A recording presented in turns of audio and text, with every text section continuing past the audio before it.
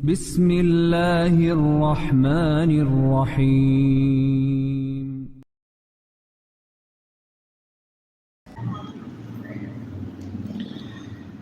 Alhamdulillah wassalatu wassalamu ala rasulillah wa ala alihi wa sahbihi wa mawalah wa la hawla wa la quwwata illa billahi wa ba'du. Baik, kita lanjutkan kajian kita, masih membahas kitab Arba'in Nawawi, dan kita masuk pada hadis ke-15.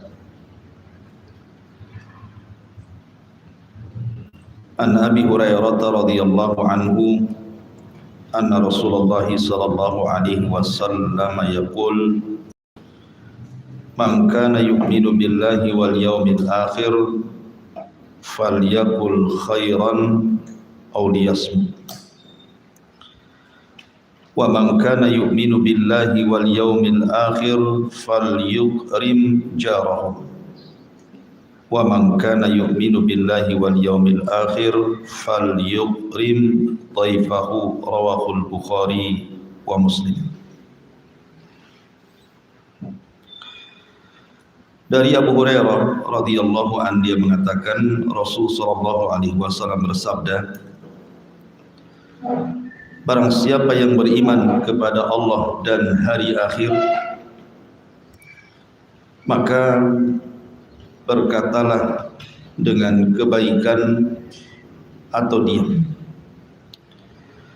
Dan barang siapa yang beriman dengan Allah dan hari akhir, maka hormati tetangganya. Dan barang siapa yang beriman kepada Allah dan hari akhir, maka hormati tetamunya. Hadis ini ulama menggolongkannya sebagai nisful Islam, separuh dari Islam. Karena Islam itu terbagi menjadi dua hak. Pertama, hak yang diberikan kepada Allah Subhanahu wa ta'ala, seperti sholat, doa, baca Quran, dan begitu seterusnya. Yang kedua, hak yang diberikan kepada sesama manusia, sesama hamba Allah Subhanahu wa ta'ala. Salah satunya terangkum dalam hadis yang kita akan bahas di pagi hari ini. Makanya hadis ini bagus sekali, indah sekali, karena hadis ini bicara tentang nisful Islam, separuh daripada Islam. Abu Qatadah, salah satu perawi hadis ini, ketika dia membaca kalimat man kana yu'minu billahi wal yawmil akhir falyakul khairan aw liyasmut, barang siapa yang beriman kepada Allah dan hari akhir, maka ucapkan dengan ucapan yang santun, kalau tidak bisa diam. Kata beliau, gara-gara hadis ini aku lebih banyak diam dibandingkan bicara. Setelah aku membaca hadis ini, kata beliau, aku lebih banyak diam dibandingkan bicara. Kenapa? Karena Rasul mengatakan as-sumtu najah, diam itu lebih banyak selamat dibandingkan banyak bicara. Makanya Abdullah ibn Mubarak rahimahullahu ta'ala mengatakan, kalau bicara itu bernilai seperti perak, maka diam itu bernilai seperti emas. Artinya kalau orang berbicara dan isinya ketaatan kepada Allah Azza wa Jalla, akan diberikan nilai perak, maka diam jauh lebih berharga dibandingkan bicara yang santun, karena nilainya adalah emas. Saking pentingnya menjaga lisan, gitu maksudnya. Bahkan sampai ada ulama yang mengatakan, kalau seandainya saya ini bicara, kemudian pembicaraan saya ini buat takjub orang lain dan takjub kepada diri sendiri, maka sebaiknya hentikan bicaranya. Dan kalau dengan diamnya orang suka, maka pergi diam. Maksudnya ulama dulu itu menjaga hati gitu. Sampai-sampai kalau ngomong orang suka dengan ucapan kita, malah yang ngomong suruh diam. Takutnya nanti takabur gitu ya. Ulama dulu seperti itu. Kalau orang lain asik bicara, tambah lagi kalimatnya sama kita kan. Karena kita ini kadang-kadang tidak pernah mengerem bicara. Bahasa ibu-ibu ember gitu ya, atau baskom. Lu udah ngomong banyak ngomong tuh mulut ember gitu. Ya. Sebenarnya kalau bicara tentang masalah kalam, pembicaraan itu kan ada dua macam. Ada pembicaraan yang kalau orang bicara itu berpahala. Kalau seandainya ketika berbicara dan isinya pahala, ngomong, tapi dengan santun. Tapi sekiranya kalau seseorang itu yang kedua berbicara dan isinya akan merangsang perbuatan dosa, maka sebaiknya diam. Itu maknanya. Jadi ketika Nabi SAW mengatakan faliyakul khairan, maksudnya khairat dunya wal akhirah. Katakan ucapan yang santun, yang bermanfaat untuk dia dan akhiratnya. Auliyasmut, daripada bicara berdosa. Ya. Maka lihat bagaimana Islam mengajarkan kepada kita soal bicara saja diatur dalam Islam ini. Ma'asyiral muslimat yang dimuliakan Allah Subhanahu wa taala, sedikit kita bicara tentang adab kalam. Kita tahu bahwa pembicaraan manusia itu tidak akan dibiarkan begitu saja, tetapi dicatat oleh dua malaikat yang disebut dengan raqib dan atid. Makanya Rasulullah mengatakan ma yalfidu min qaulin illa ladaihi raqibun atid. Tidak ada satupun ucapan kecuali akan dicatat raqib dan atid, baik ucapan baik atau ucapan buruk. Sanaktubu ma qalu. Kami akan catat apapun yang mereka katakan. Makanya kenapa Islam menjunjung tinggi adab bicara. Kita lihat bagaimana perkataan para ulama dulu atau para sahabat Nabi SAW, para tabi'in, para tabi'in, banyak sekali untayan-untayan nasihat soal bicara itu. Disebutkan salah satunya, berkata Salman ibn Daud, maksudnya Sulaiman ibn Daud, Nabi Sulaiman putra Daud alaihi salatu wassalam, dia mengatakan, in kanal kalam min fiddatin fasukutu min dhahabin. Persis seperti yang dikatakan Abdullah ibn Mubarak tadi saya katakan di awal. Kalau seandainya ucapan itu bernilai perak, maka diam itu bernilai emas. Kemudian Abu Bakar Siddiq radhiyallahu an pernah kemudian memegang lisannya, kemudian mengatakan hadzal ladzi awradanil mawarid. Inilah yang menjadikan seseorang akan masuk ke dalam jahannam.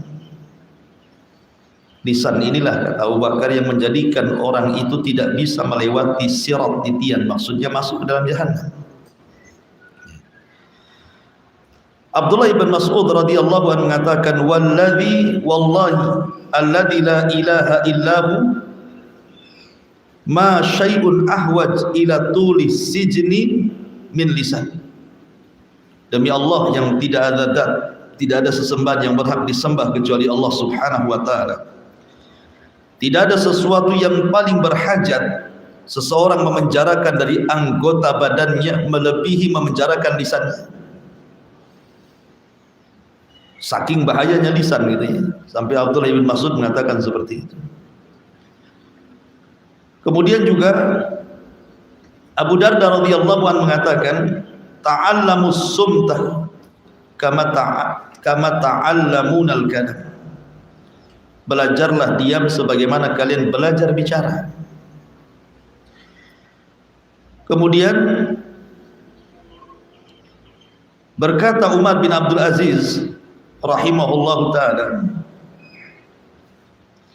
beliau mengatakan tentang bahayanya lisan, beliau mengatakan man ja'ala dinahu irdatan lil khusumat aktsar tanakkul.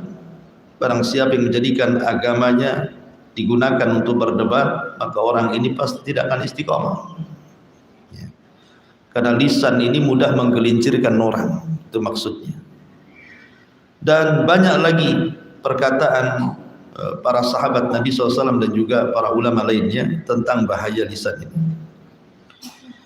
Nah, di antara bahaya lisan itu yang termasuk afatul lisan yang disebutkan oleh para ulama, jangan sampai seseorang itu satu berdusta,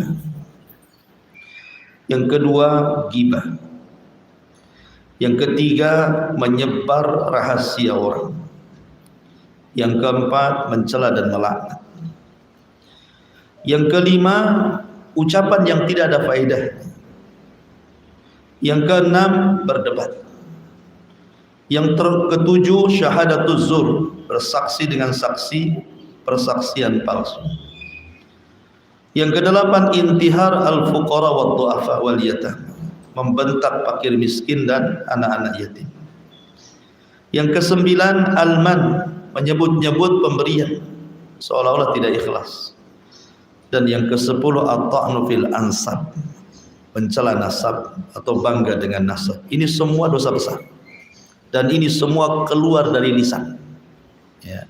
Hindari ini 10 perkara ini dosa besar. Sampai-sampai 10 perkara ini disebutkan di dalam kitab Al-Kabair, dosa-dosa besar, yang dikarang oleh Al-Imam Al-Zahabi rahimahullahu ta'ala.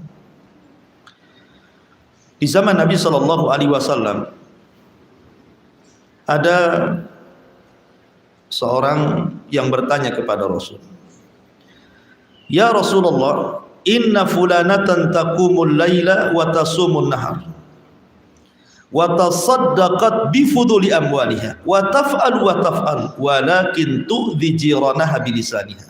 Rasul, saya ini punya tetangga seorang wanita, Masya Allah, sholat malamnya tidak tinggal, puasa sunnahnya tidak tinggal, sedekahnya rajin, berbuat baiknya luar biasa, tapi lisannya pun tidak pernah dia menyakiti tetangganya. Bagaimana menurutmu wanita seperti ini? Lihat bagaimana pertanyaan orang ini kepada Rasul menyinggung soal wanita. Karena biasanya dosa lisan itu kebanyakan dari wanita, ibu-ibu, ya, dosa lisan itu. Maka dicontohkan di sini seorang wanita, bukan laki-laki. Maka Nabi SAW langsung berteriak dan mengatakan, la khaira fiha. Wanita itu tidak punya kebaikan secuil pun. Ia min ahlin nar. Wanita itu pasti masuk neraka.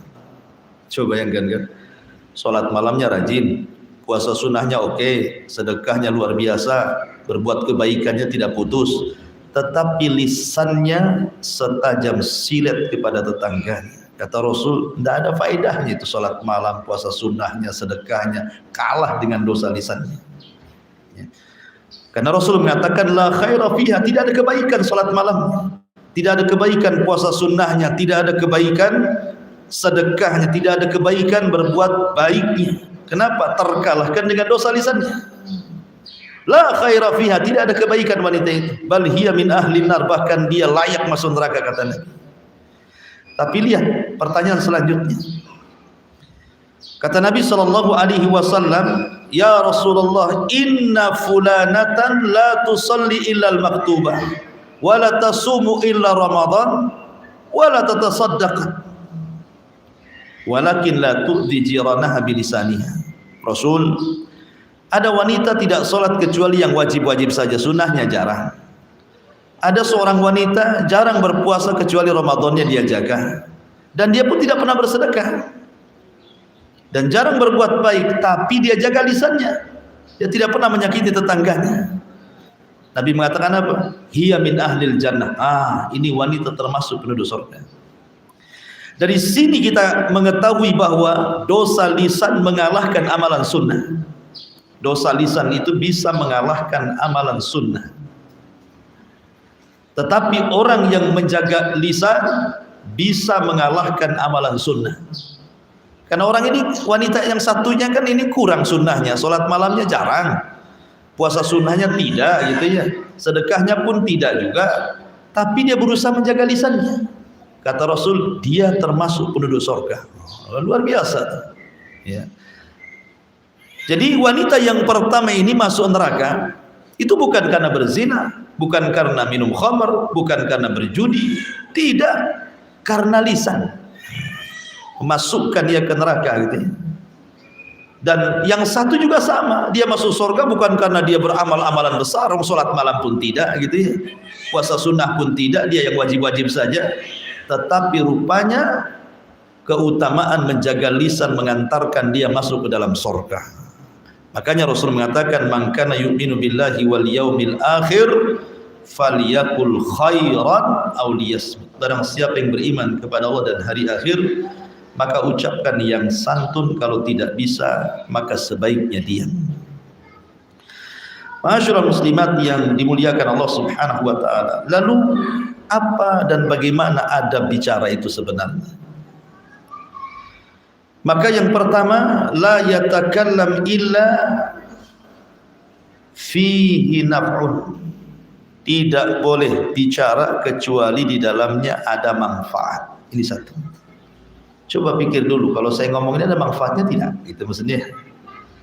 Ini yang pertama. Yang kedua, menjaga dan memilih waktu yang tepat untuk bicara. Tidak semua tempat, semua waktu kita bicara, tidak. Ada kalanya kita diam, tetapi kita carilah pilih-pilih waktu kapan tepatnya bicara. Ngobrol baik dengan suami gitu ya, ngomong dengan tetangga ingin menasihati, kan mesti ada waktu-waktunya. Kemudian juga yang nomor 3, langsung kepada pokok pembicaraan. Kalau bisa itu to the point, tetapi dengan bahasa santun. Kadang ada orang mutar-mutar yang diajak bicaranya pusing akhirnya kan itu. Kamu ini ngomong apa kan itu. Kemudian yang keempat, memilih bahasa. Memilih bahasa ini penting gitu ya. Apalagi di beberapa daerah itu kan ada mufradat yang mungkin kalau sama mungkin itu ya maknanya, tetapi kalau yang disebut ini kasar sekali, ini halus sekali gitu ya. Kan ada dalam setiap adat daerah itu bahasa-bahasa yang santun, yang setengah santun, yang kasar itu. Maka pilih yang santun. Kemudian juga adamul mughalati fil madhi. Jangan terlampau memuji seseorang. Ya, kalau ngomong, kalau hendak kita suka dengan seorang itu jangan memuji melampau. Karena memuji melampau itu bisa menjadikan orang yang dipuji itu jadinya takabur. Dan kita yang memancing dia takabur, akan dosa juga jadinya kita. Kemudian juga jangan sekali-kali berbicara itu yang membuat manusia murka. Karena bagaimanapun Rasulullah SAW mengatakan, wa innal abda la yatakallamu bil kalimati ma yulqi laha balan yahwi sahibuha fi nari jahannam ab'ad ma bainal masyriqi wal maghrib. Kata Rasul, terkadang ada seorang hamba itu tanpa dipikir, main ngomong saja, akhirnya ucapannya ini membuat Allah murka. Itu sudah mencukupkan orang-orang ini dimasukkan ke dalam jahanam sejauh jarak barat dan timur, kata Nabi. Makanya juga harus dipikirkan juga ya. Jangan asal ngomong gitu, jangan sampai menyakiti orang, karena satu kalimat yang menyakiti orang itu sudah mencukupkan orang masuk neraka. Kemudian juga berikan muqaddimah saat bicara, minimalnya senyum dulu atau apa. Kan ada orang kalau lagi marah itu yang dihadapkan tuh udah mukanya muka seram dulu kan. Ya ada muqaddimahnya lah bicara itu, senyum dulu, wajahnya agak menakutkan baru ngomong, jadi enak bicaranya ya. Termasuk juga sebisa mungkin apa yang kita katakan itu kalau bentuknya nasihat sudah kita amalkan. Dan kalau itu bentuknya nasihat seolah-olah ibu bicara dengan cermin, nah seperti itulah ibu bicara dengan orang. Berarti kita sedang menasihati secara tidak langsung diri sendiri, kayak ibu di cermin terus ngomong sama cermin, itu kan nasihati diri sendiri. Nah, anggaplah orang dinasihati itu seperti kita dalam cermin ya. Kemudian berusaha menutupi aibnya. Ini yang pertama, man kana yu'minu billahi wal yaumil akhir falyakul khairan aw liyasmut. Kemudian yang kedua, kata Nabi SAW, man kana yu'minu billahi wal yaumil akhir falyukrim jarah. Barang siapa yang beriman dengan Allah dan hari akhir, maka hormati tetangganya. Bicara tentang tetangga, kita tahu bahwa banyak di antara sekarang ini tidak paham hak yang bicara tentang tetangga itu. Padahal Nabi SAW sampai mengatakan, mazala Jibril yusini bil jar hatta dhanantu annahu sayuwarisuhu. Jadi Jibril itu selalu datang mengingatkan diriku, kata Rasul, jaga tetangga, jaga tetangga. Hampir-hampir aku sangka tetangga itu jadi ahli waris. Ya. Saking seringnya Jibril gitu ya, mengingatkan Nabi SAW tentang hak tetangga. Dan ingat, tetangga semakin dekat dengan rumah kita berarti semakin banyak haknya. Tetangga yang jauh berarti semakin sedikit haknya. Jadi makin dekat, makin nempel di rumah kita berarti makin besar haknya. Aneh di zaman sekarang ini. Terkadang ada tetangga yang nempel rumah musuhan sama dia, tetapi tetangga yang jauh baik pula sama dia. Kan ada tuh yang gitu tuh. Ya. Padahal justru semakin dekat tetangga itu semakin besar haknya itu daripada tetangga yang jauh. Ya. Makanya kenapa Nabi SAW itu mewanti-wanti soal tetangga ini, sampai-sampai Nabi SAW mengatakan kepada Abi Dzar Al-Ghifari itu, ya Aba Dzar, idza tabakhta maraqatan faksir ma'aha wa ta'ahad jiranaka. Wahai Aba Dzar, kalau engkau masak sayur, perbanyak kuahnya, bagi-bagi tetangga. Ini kinayah, maksudnya begini, maksudnya Rasul itu dalam hadis ini bukan berarti ditiru, wah kalau gitu kita masak sayur asam 1 tong gitu ya, bukan itu maksudnya. Ini kan nasihat Rasul, ya kan? Maksudnya kalimat wa ta'aha jiranaka ini syahidnya di sini, memberi hadiah kepada tetangga. Bukan lafaz yang pertamanya, kata Nabi kalau masak diperbanyak kuahnya, banyaknya kuahnya gitu kan. Ayamnya 1 sayap, kuahnya 1 tong, itu mana tuh, kebagian lagi gitu ya. Artinya bukan itunya, tapi kalimat wa ta'aha jiranakanya itu, hendaklah bagikan hadiah. Semakin sering memberikan hadiah kepada tetangga, semakin dicintai tetangga. Yakin Bu? Itu sudah sabda Nabi. Coba saja Bu, tiap hari ngasih lauk sama tetangga itu, senang tetangga itu. Bahkan kalau 1 hari tak datang, ditunggu-tunggu dari jendela, kapan dia? Gitu ya Bu ya. Senang dia kan. Ini nggak masalah diantar ibu terus. Artinya bahwa semakin dekat semakin hak besar. Makanya tetangga itu kan dibagi 3 kata Rasul. Ada 1 tetangga yang memiliki 3 hak. 2 ada tetangga yang memiliki 2 hak. 3 ada tetangga yang memiliki 1 hak. Ini harus paham. Ya. Pertama, tetangga yang memiliki 3 hak. Kalau 1 dia kerabat kita dan dia seorang muslim, berarti 3 hak yang diberikan kepada dia. Hak tetangga, hak muslim, hak kerabat. Yang kedua, ada tetangga itu memiliki 2 hak. Kalau dia tidak ada hubungan kerabat tapi dia seorang muslim, berarti dia punya hak, 1 hak tetangga, 2 hak muslim.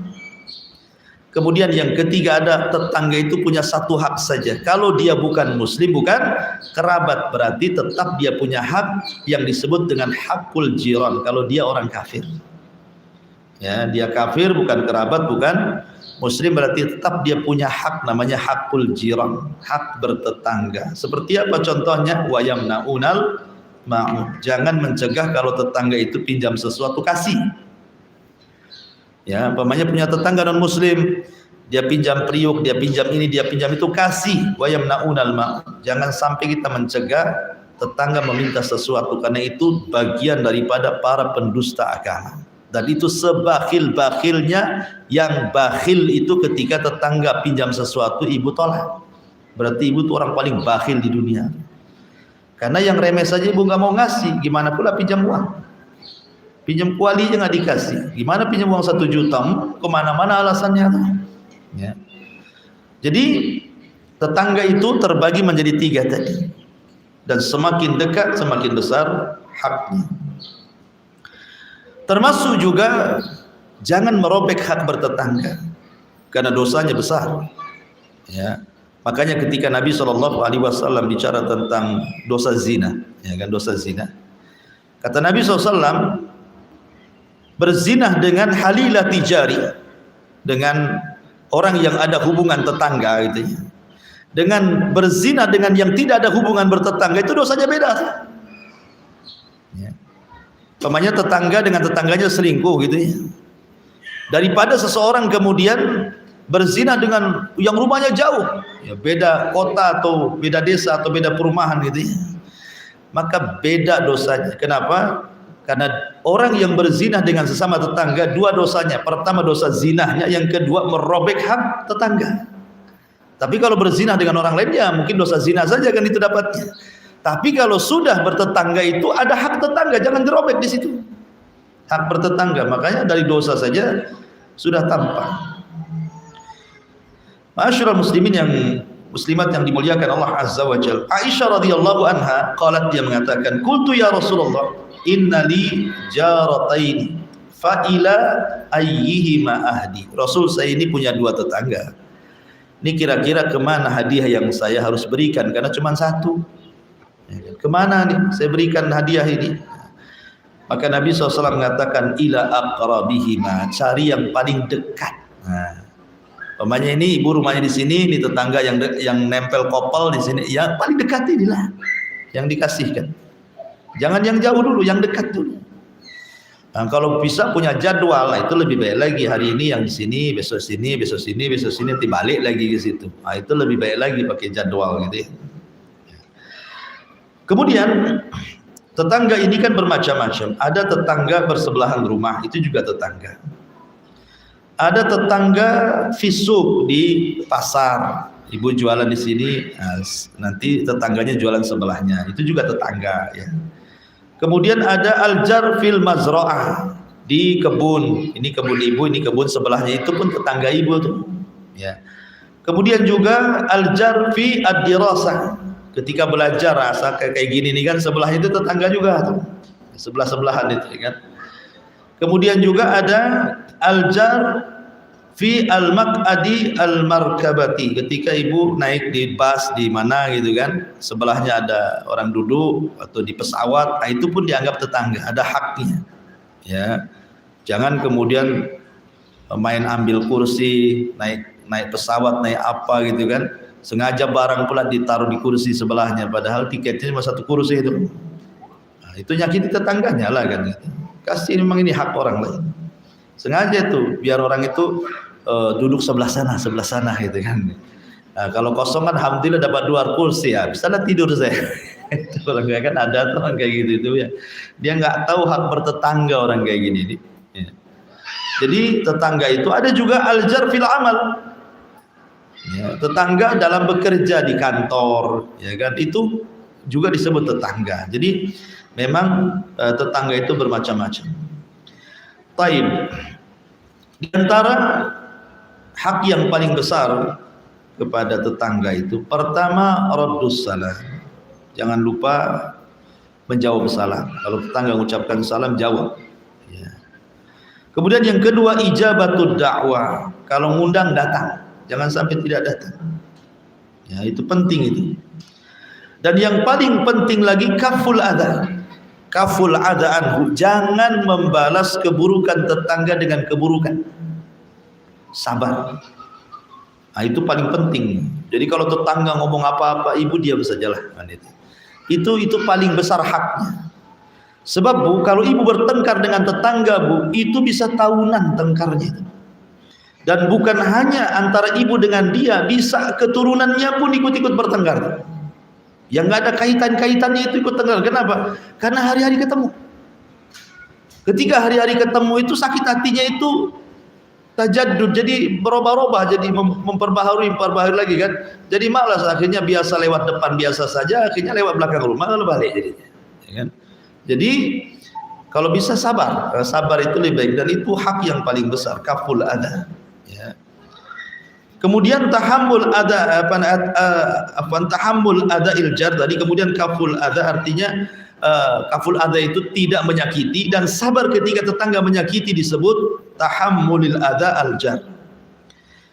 Kemudian juga tafaqqud, biasalah seseorang itu kehilangan. Kalau nggak ada tetangganya, kehilangan kok, nggak pernah nampak kemana gitu ya. Nah, itu juga termasuk adab juga. Ya. Dan yang paling penting adalah satruhu wa siyanatu irdih, jaga kehormatannya, jaga aibnya. Nah, kalau ada tetangga nih bertengkar nih karena kopel, zaman sekarang kan susah kita menghindari supaya nggak dengar ucapan tetangga ini. Kadang-kadang rumah kita ini berdempetan, jadi kalau tetangga bertengkar dengan suaminya, dengan orang tuanya, dengan kerabatnya, kedengar sampai rumah kita kan. Nah, kalau kita mendengar, maka amanahlah kuping kita. Anggap saja apa yang dibicarakan itu nggak ada urusan dengan kita. Jangan pula kemudian ketika keluar, kenapa lama? Aduh, nggak tahu tadi tetangga sebelah ribut lah. Ngapain kok cerita gitu? Nggak usah ceritain. Itu kan dengan mengatakan tetangga ribut itu kan namanya, walaupun hanya ngomong gitu saja, itu sudah membongkar aib dia kan. Apalagi dirinci, ributnya apa? Diperinci satu-satu kayak rekaman aja. Nah, itu lebih parah lagi. Oh, ngasih tahu saja nggak boleh. Ya. Cari alasan yang lain yang jangan menyinggung tetangganya. Jadi akhirnya orang nggak tahu tetangga ribut jadi tahu lah gara-gara ibu kan.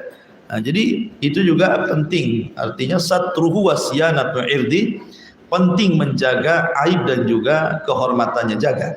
Ya. Kemudian al-ihda ilaihi wa mawaddatihi, kasih hadiah dan cintai tetangganya. Taib. Kemudian yang ketiga, kata Nabi SAW, man kana yu'minu billahi wal yawmil akhir fal yukrim dhaifahu. Barang siapa yang beriman kepada Allah dan hari akhir, maka hormati tetamunya. Masyurul muslimat yang dimuliakan Allah Azza wa Jal, bicara tentang tamu.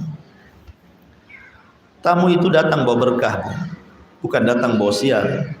Apalagi tamu itu dia seorang musafir, orang jauh maksudnya. Datang ke ibu bertamu, berarti tamu itu mau berkah karena doanya orang musafir itu mustajab. Ya. Dan kewajiban ibu memberikan hak kepada tamu itu 1 hari 1 malam. Kemudian sunnahnya 3 hari. Kalau sudah lewat 3 hari itu tergantung ibu lah, kan gitu ya. Tapi yang wajib itu 1 hari 1 malam. Ibu harus ngasih penginapan bagi dia kalau memang kayak orang dulu. Orang dulu kan kayak di desa-desa itu kan nggak ada hotel kayak kita di Batam kan ada hotel kan. Enak lah, tidak harus mesti diinapkan di rumah lah kalau ada tamu orang jauh kan. Bisa saja kita sewakan hotel. Ya, tapi kan kalau di desa-desa kan nggak ada penginapan. Berarti harus disediakan tempat tinggal. Kemudian dikasih makan yang sewajarnya lah dalam 1 hari 1 malam, itu wajib hukumnya Bu. Kalau tidak ibu berdosa. 1 hari itu sajalah, sewakan hotel atau kasih makan, yang penting udah 1 hari itu selesai. Kalau memang di rumah tidak ada kamar lagi. Nah, adapun hari kedua dan hari ketiga itu sunnah hukumnya. Kalau ibu berbuat baik berarti dapat pahala, kalau tidak pun maka tidak berdosa kan gitu. Kalau sudah hari ketiga lebih, ya itu kembali kepada kita. Tetapi yang paling penting ketika menjamu tamu, sebelum kita menghidangkan makanan, tempat tinggal, 2, pertama senyum. Nah, itu penting tuh. Ya. Yang kedua ramah tamah dulu. Oh, alhamdulillah, masya Allah, mabruk. Nah, macam-macam lah, puji dia kan itu ya. Baru setelah itu kasih makanan. Ya. Jadi itu ketika menerima tamu yang pertama kali senyum dulu. Nah, kata Rasul, tabassumu kali akhika sadaqah, senyum. Biar senang gitu tamu itu. Berarti kedatangan dia tidak menjadikan ibu susah. Kan kadang ada tamu itu, pernah ada seseorang cerita begini. Seorang syekh cerita. Ya. Jadi syekh ini punya kawan, cerita kawannya ini bawa tamu, ceritanya ingin dibawa pulang ke rumahnya. Ingin dibawa pulang ke rumahnya. Lah cuman waktu itu tidak bawa handphone sehingga tidak memberitahu istrinya bahwa tamunya akan datang gitu ya. Bahwa hari itu akan ada tamu karena lupa dia tidak bawa handphone. Ketika sampai di rumah, tamu ini kan belum masuk nih. Kemudian suaminya ngomong sama istrinya, "Tadi abang bawa tamu, ada apa kira-kira?" Tiba-tiba istrinya marah. "Kok ini ya? Kok enggak, kenapa enggak kasih tahu? Kenapa enggak ini, kenapa itu?" Tamu pula dengar di luar, pergi tamunya. Kenapa? Ya masa kayak gitu kan itu. Ya. Jadi kalau ada tamu jangan marah-marah istri sama suami. Sudah yang ada saja hidangkan kan itu. Pernah suatu ketika Ada seorang wanita membawa 2 anak ke rumah Aisyah radhiyallahu anha. Wanita ini kelaparan, 2 anaknya juga lapar. Sementara di rumah Aisyah radhiyallahu anha itu cuma ada 1 biji tamar. Subhanallah, di rumah Nabi cuma ada 1 biji kurma. Saya nggak yakin di kulkas ibu itu cuma 1 biji kangkung, itu tidak mungkin. Pasti macam-macam lauk ada di situ.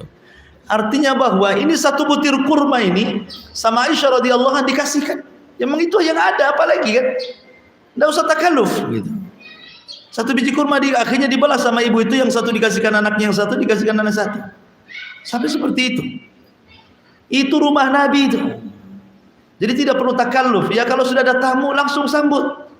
Ya kalau dia mau nunggu ibu masak, alhamdulillah gitu. Apalagi sekarang main instan, semua pakai instan sekarang kan.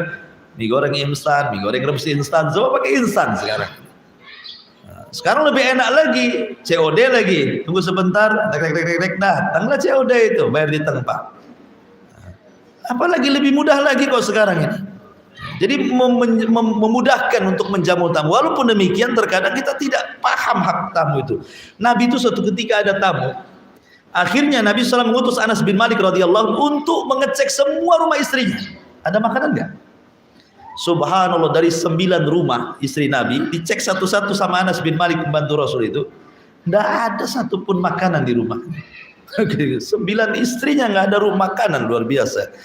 Akhirnya Anas bin Malik ngomong, Rasul, saya sudah mengecek 9 rumah, ternyata tidak ada yang bisa dimakan di rumah. Maka Rasul berdiri dan mengatakan, siapa yang mau menjamu tamu Rasulullah? Wa qama rajulun minal ansar. Tegak seorang laki-laki dari Ansar. Ada yang mengatakan Jabir bin Abdullah radhiyallahu anhu. Jabir ini tanpa pikir, di rumahnya ada makan, nggak ada makan, main bangkit saja saya wahai Rasul. Akhirnya kemudian Jabir pulang dulu ke rumahnya. Kemudian dia mengatakan kepada istrinya, wahai istriku, tadi sesudah janji ingin menjamu tamu Nabi.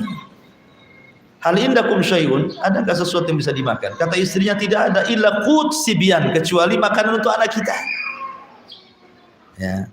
Tetapi suaminya mengatakan, ya sudah, kalau memang itu qutus sibyan, itu makanan untuk anak, begini saja. Nanti sebentar lagi tamu akan datang, kau buat anakmu capek, kau buat main sehingga lupa dia lapar sampai tidur gitu. Nah, dibuat syukur supaya kayak gitu. Supaya jangan ingat makan. Gimana caranya? Terserah kamu, pandai-pandai kamu lah kan itu. Nanti kalau tamu datang karena malam-malam kan itu peristiwanya, kamu pura-pura aja benerin lampu itu, kau tiup lampunya, bilang aja lampunya rusak, biar tamu jangan lihat gitu. Sampai seperti itu loh sahabat itu membuat siasat gitu ya, karena tidak ada apa-apa yang bisa dimakan. Sementara kalau tamunya melihat cuma ada makanan sedikit kan bisa saja tamunya nggak enak kan gitu ya. Tapi gimana Jabir itu supaya tamunya enak? Dia ngomong sama istrinya, buat anakmu tidur, bagaimana caranya? Jangan dimakan. Buat lampu itu mati, bagaimana caranya supaya tamu tidak melihat kita. Sampai seperti itu menghargai tamu itu sahabat tuh.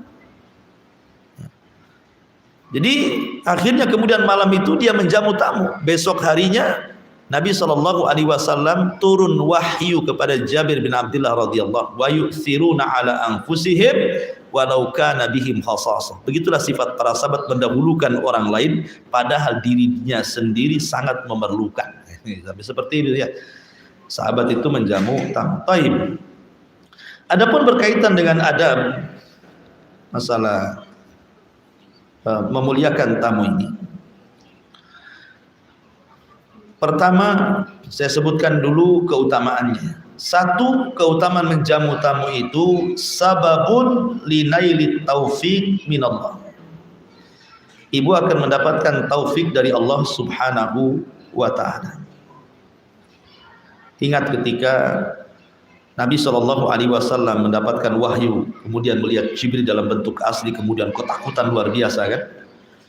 Akhirnya Khadijah radhiyallahu anha menghibur Nabi kan, dan mengatakan, orang sepertimu tidak akan dihinakan Allah. Kenapa? Karena salah satunya karena engkau suka jamu tamu kan, itu ya perkataan Khadijah kepada Rasul itu.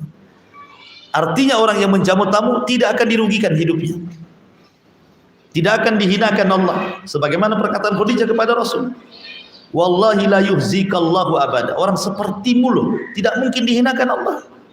Kemudian Khadijah menyebutkan kebaikan Rasul sampai menyebutkan wa tuqrim dhaif, karena engkau suka menjamu tamu. Maka orang yang suka menjamu tamu akan dapat taufik dan tidak akan dihinakan Allah. Yang kedua, sabab lidukhulil jannah. Jelas itu sebab masuk surga.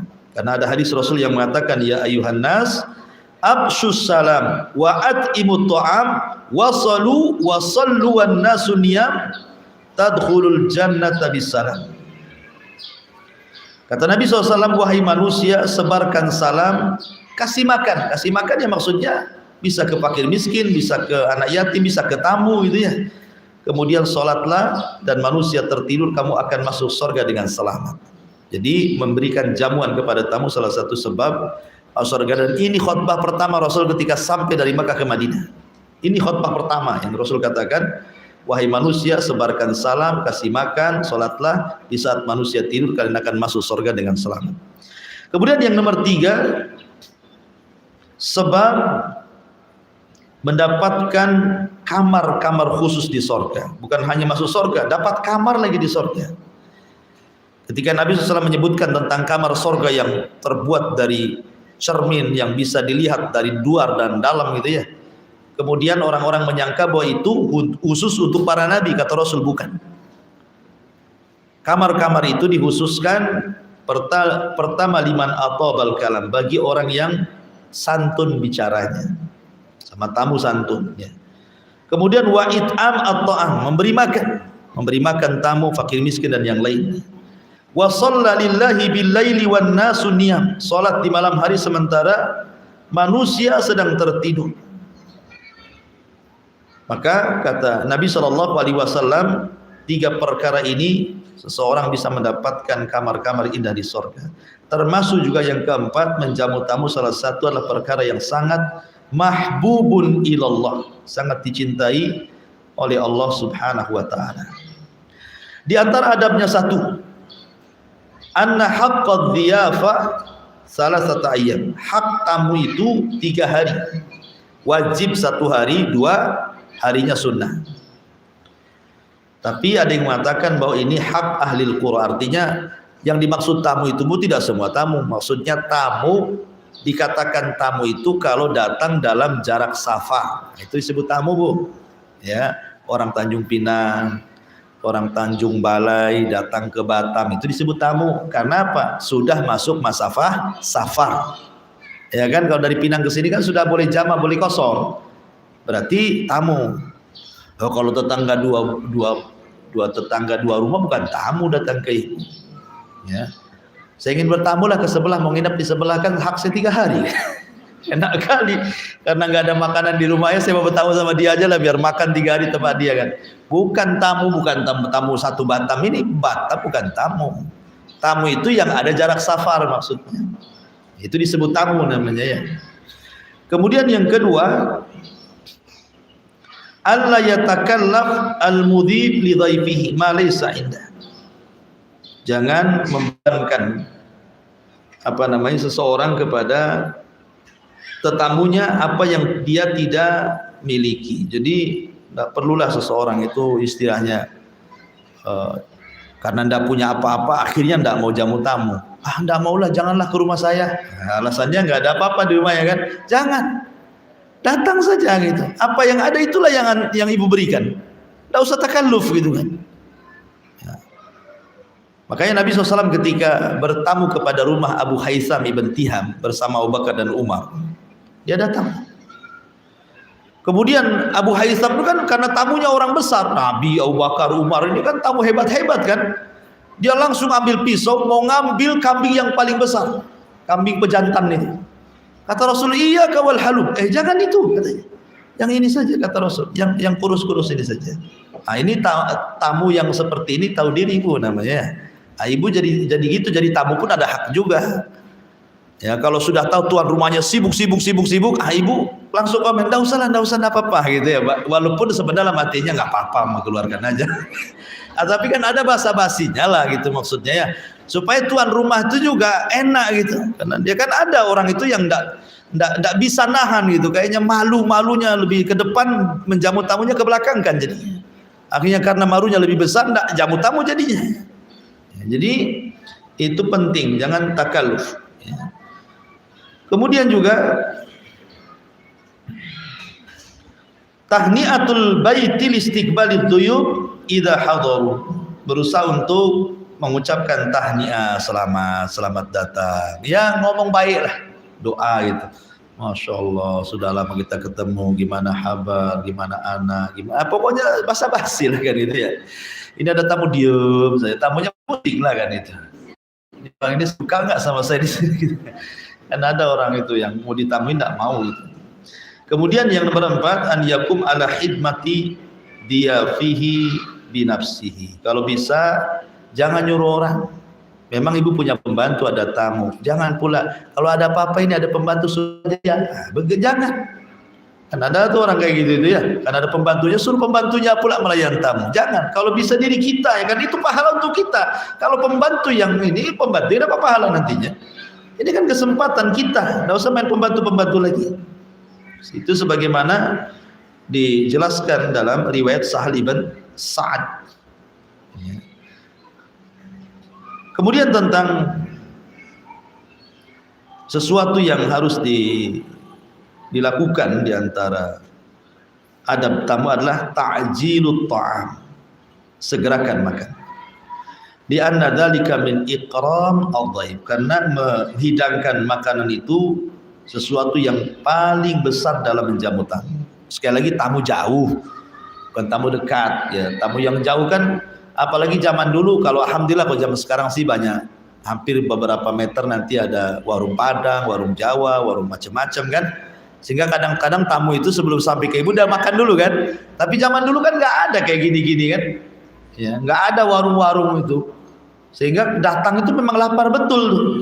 Nah, sehingga kenapa masalah ta'jilut ta'am ini, segera menghidangkan makanan, itu nomor 1 dalam menghormati tamu. Ya. Makanya ketika Ibrahim alaihi salatu wasallam kedatangan tamu dalam bentuk manusia, padahal tiga-tiganya malaikat, hendak menghabarkan kelahiran Ishak dan hendak menghancurkan negeri Sodom, maka Rasulullah SAW langsung mengambil pisau dan menyembelih untahnya.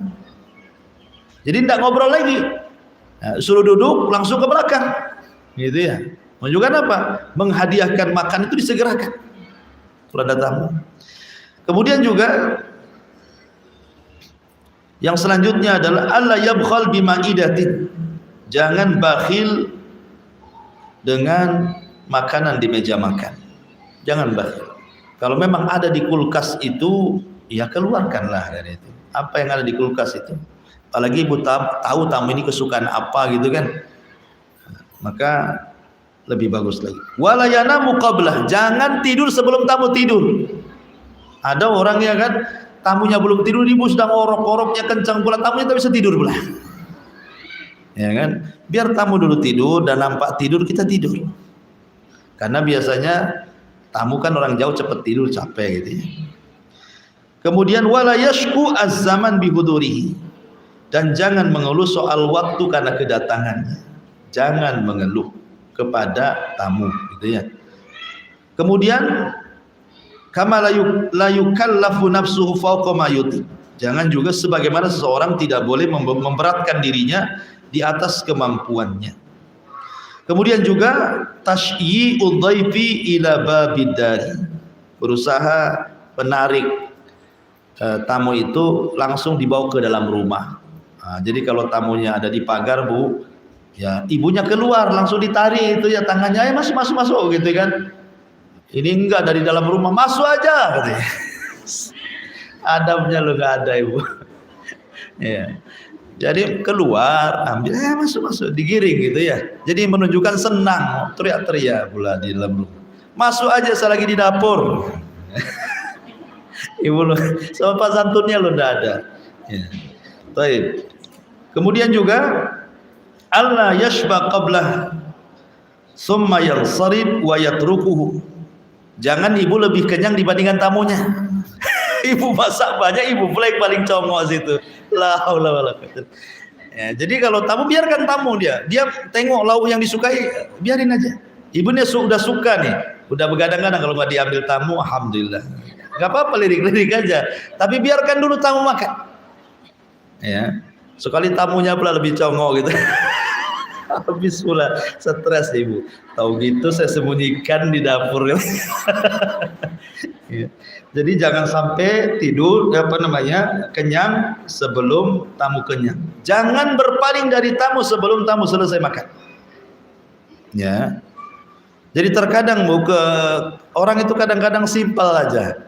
Udahlah ya makan ya, saya tinggal dulu ya. Nah, kan ada tuh yang kayak gitu tuh. Nah, enggak, jangan begitu. Tunggulah, entah ibu tunggu di kamar kah, tunggu di mana. Yang penting ibu jangan, takutnya ada apa-apa. Nanti lagi makan ikan banyak duri, keselak, pusing dia kan gitu. Ibu enggak ada di situ. Jadi jangan sampai kemudian meninggalkan tamu sampai dia betul-betul selesai makan. Kemudian juga kama qala Ats-Tsauri, idza zadaka akhuka fala taqul lahu atakul. Sufyan Ats-Tsauri mengatakan, apabila saudaramu, tamumu ziarah kepadamu, jangan kau katakan mau makan, jangan. Atasyrab, mau minum, jangan. Tapi sediakan makan, sediakan minum. Soal dia mau makan mau minum urusan dia. Tapi jangan ditanya. Ya, ini kan kebiasaan kita kan tanya kan. Udah makan? Kalau udah makan alhamdulillah, tak robek lah dompetnya. Jadi jangan sampai ngomong begitu. Ini kata Sufyan Ats-Tsauri, kalau datang tamu jangan pernah katakan atak, mau makan. Nah, enggak, sediakan makan saja. Soal dia mau makan mau enggak terserah dia. Ya. Nah, ini juga salah satu adab juga ya. Adab tamu yang disebutkan oleh Sufyan Ats-Tsauri rahimahullahu taala. Adapun tentang hadis Nabi SAW tentang masalah tamu, Nabi SAW mengatakan, inna li zauriki alaika haqqan. Sesungguhnya kepada tamumu mereka punya hak. Bahkan suatu ketika Salman Al-Farisi ngomong sama Abu Darda dan mengatakan, inna li dhaifika alaika haqqan. Ya Abu Darda, sesungguhnya kepada tamumu itu ada hak yang harus engkau penuhi. Wallahu alam, ini diantara keterangan singkat dari hadis ke-15. Makanya kenapa begitu indahnya Islam ini sampai ulama menggolongkan hadis ini separuh daripada Islam. Wallahu alam. Silakan Bu kalau ada yang bertanya.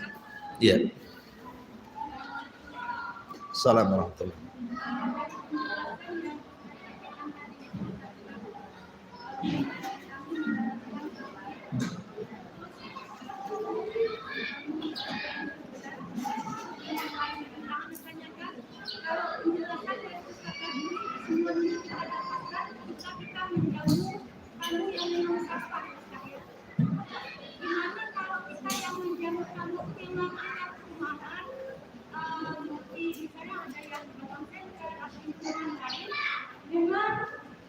Memang mereka itu jauh dan istilahnya kalau rumah kita itu lama gitu. Apakah pahala yang kita dapatkan itu sama dengan hadis yang meninggal?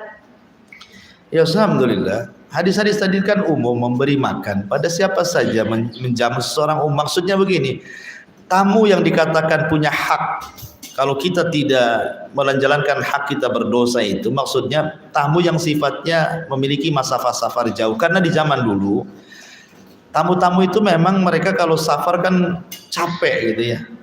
Nanti sampai perlu istirahat, perlu makan, perlu apa kan, zaman dulu kan.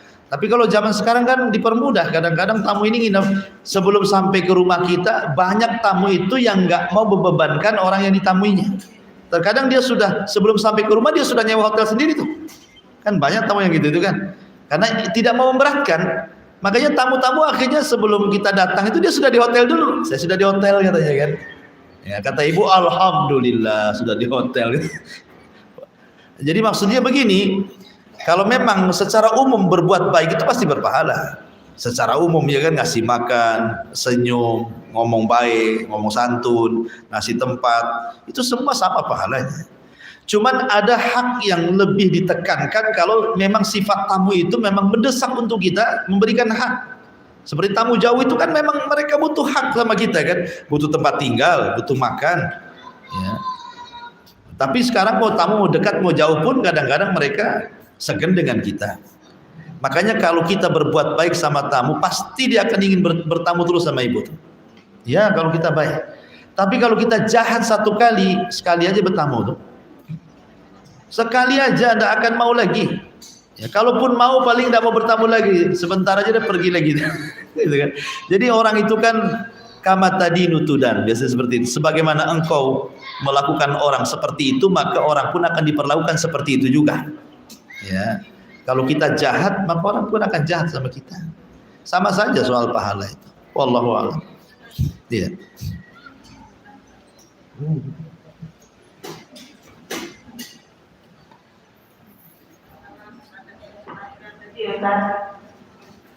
Ketika tetangga kita itu salah satu hak dari kita non muslim, seperti yang saya tadi menjauhkan zakat mengajar, mereka meminjam seperti pas kali dia merayakan hari raya mereka tahu sepertinya ada seperti baking gitu untuk masak kue. Yang kita lakukan, mana tahu mereka memasak ada yang halal di dalamnya, termasuk itu dipercayakan kepada mereka. Bagaimana kita untuk meminjamkan barang mereka? Iya, alhamdulillah. Enggak apa-apa, pinjamkan saja. Karena kita ini sedang memberikan hak, bukan mendukung acara tersebut.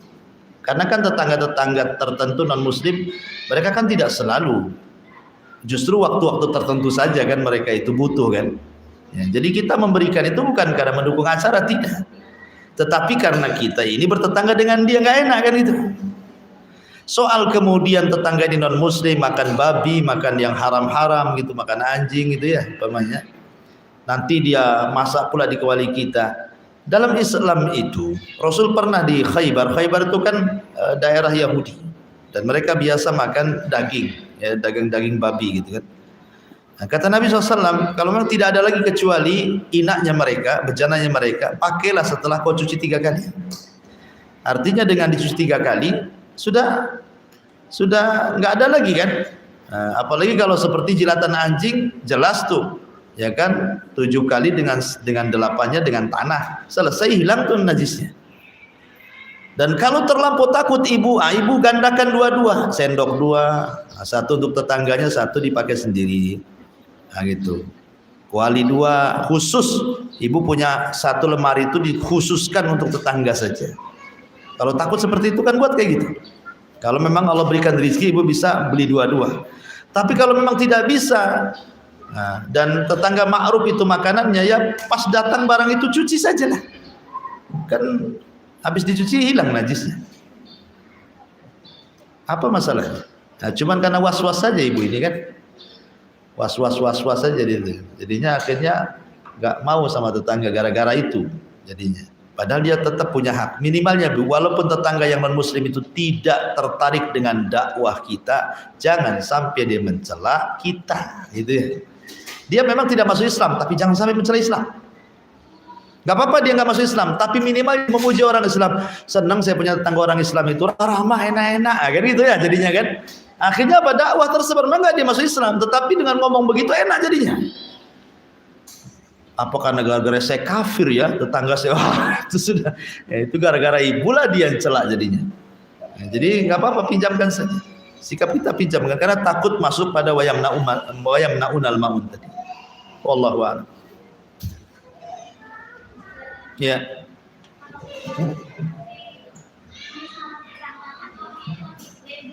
Nggak dengar pakai itu.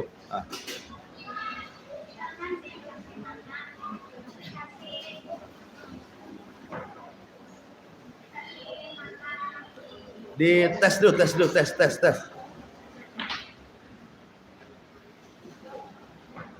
Iya, Ustaz begini, pengalaman sama kita kan dikasih makan sama orang Nasrani, jangan sama asal teman kayak aja dikasih mie gitu kan, mie dimakan, itu kamu juga ya? Oh, tetangga non muslim? Iya, kan ada sama teman kayak ada juga orang Nasrani, terus dimakan. Kita kan ada yang bilang itu kan sering makan babi anjing. Terus itu maksudnya itu jadi haram atau tidak, itu jadi makan karena itu. Karena ada kebanyakan orang-orang itu nggak mau dicueknya sama dia itu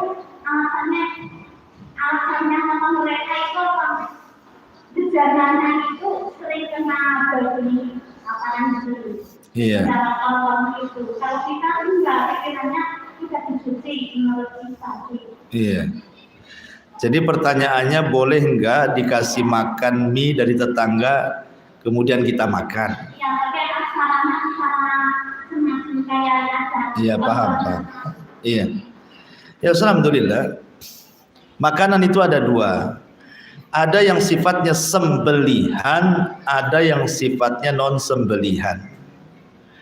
Kalau sembelihan, Bu, kalau sembelihan memang makanan ahli kitab itu halal selama dua syarat. Pertama, disembelih dengan menyebut nama Allah bukan nama Isa.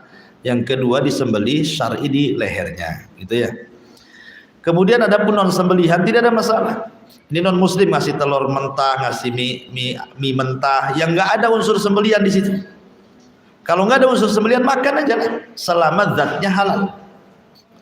Tapi kalau sudah ada sembelihan, ada ayamnya, ada daging kambingnya, ada daging sapinya, nah itu kan menyangkut sembelihan. Kalau sudah ada daging-dagingan tuh, ya. Berarti kalau sudah daging-dagingan, berarti lihat siapa yang ngasih. Kalau yang ngasih orang di luar daripada ahli kitab, maka nggak usah dimakan. Ya. Atau ahli kitab tetapi ibu ragu-ragu syubhat, ya nggak usah dimakan. Tapi kalau tetangga ngasih buah-buahan, makan aja lah buah-buahan kan. Karena Nabi SAW juga memanfaatkan khazainul Lat wal Uzzah, memanfaatkan pembendaharaan harta yang di sekitar patung Lat dan Uzzah, dimanfaatkan sama Nabi. Tapi makanannya tidak dimakan sembelihannya. Nah, jadi kalau berkaitan dengan sembelihan saja. Adapun tentang masalah kata orang dia suka makan daging babi, ini kata orang betul enggak kan itu?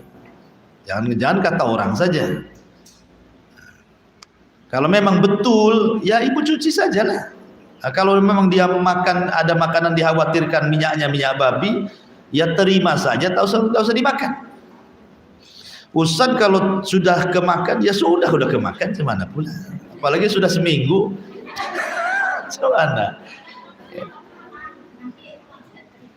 Ya kan sudah makan, ya sudah, Bu, ya, udah kenyang pun, tapi jangan berharap lagi kapan dia ngasih katanya. Baik, Ustaz, kalau ada tetangga pinjam beras, terus saya bilang tidak usah dikembalikan. Ternyata selang beberapa hari dikembalikan. Bagaimana Ustaz dengan kejadian ini? Sementara beras itu kan termasuk benda riba. Tidak. Beras ini memang terjadi khilaf. Apakah komoditi riba itu hanya tertera dalam hadis Nabi SAW, gandum, kurma, garam gitu ya. Apa juga kemudian menyeluruh kepada beras dengan kias gitu ya. Pertama lihat akadnya, ini kan akadnya ngasih hadiah. Ya nggak usah lah, ambil aja, itu kan hadiah, ibu ngasih hadiah kan. Pertanyaannya ini, Ustaz kalau ada tetangga pinjam beras, tapi ibu nggak mau minjamkan, mau menghadiahkan saja kan, bahasanya kan. Berarti akadnya akad hadiah. Nggak ada akad pinjam meminjam di sini. Ketika akad hadiah tiba-tiba dia ngasih balik, memberikan artinya menjawab hadiah kita lah, itu maksudnya. Ya terima saja kan itu, karena akad kita nggak minjamin. Kalau dia kemudian mengembalikan, ya anggaplah itu kebaikan dia kepada kita. Tapi kalau di akad awal pinjam kemudian dikembalikan dengan beras, ya selama, ya kalau memang ini masuk pada komoditi riba karena kias beras dengan gandum, maka kita tahu bahwa sesama komoditi riba itu pertama harus mislan bimislin yadan biyadin, harus kontan, yang kedua harus sama beratnya. Tapi kalau ini beras ini dimasukkan kias, tapi bagi yang tidak memasukkan beras pada komoditi riba, ya tidak masalah, yang penting sama beratnya walaupun tidak kontan. Kalau memang dipinjamkan sekilo, ya balik sekilo gitu ya, itu maksudnya. Wallahu a'lam. Baik, cukup Bu ya, kita tutup. Subhanallah hamdika. Satu lagi, sila.